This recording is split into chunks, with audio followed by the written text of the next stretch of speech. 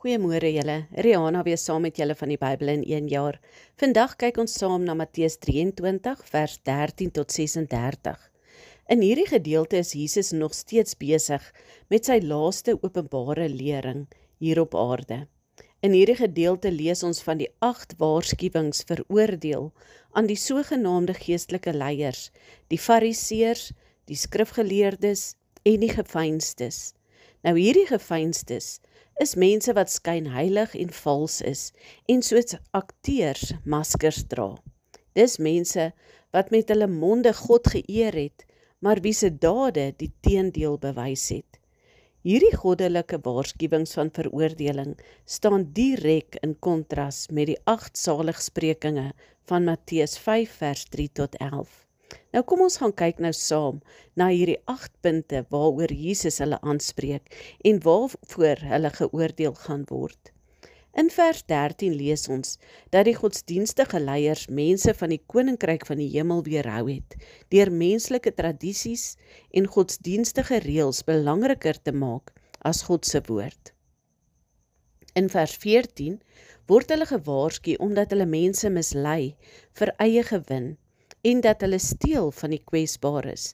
Deur slim en oneerlike praktyke het die skrifgeleerdes en die fariseërs weduwees se huise gesteel, sorgvuldig toegewikkel in 'n dekmantel van goeie bestuur of sogenaamde rentmeesterskap. Dan doen hulle nog by dit lang vals spirituele gebede met die doel om 'n geestelike beeld te skep en dikwels ook om groot donasies daarvoor te ontvang. Nou in vers 15 word hulle veroordeel omdat hulle bekeerlinge op 'n verkeerde pad lei, en dan word hulle in vers 16 tot 22 verder veroordeel omdat hulle swak en misleidende eetsweringpraktyke gebruik. In vers 23 tot 24 word hulle aangespreek omdat hulle kleinighede beklemtoon terwyl hulle die belangrikste dinge, geregtigheid, barmhartigheid en getrouheid verwaarloos. Dan in vers 25 tot 28 wys Jesus vir hulle uit dat hulle van binne en van buite eintlik maar onrein is. Eintlik lyk hulle skoon, maar innerlik is hulle vol gierigheid en ongeregtigheid. Jy sien, God laat hom nie mislei deur wat aan die buitekant vertoon word nie. Hy sien wie ons werklik is, nie net wat ons voorgee om te wees voor ander mense nie.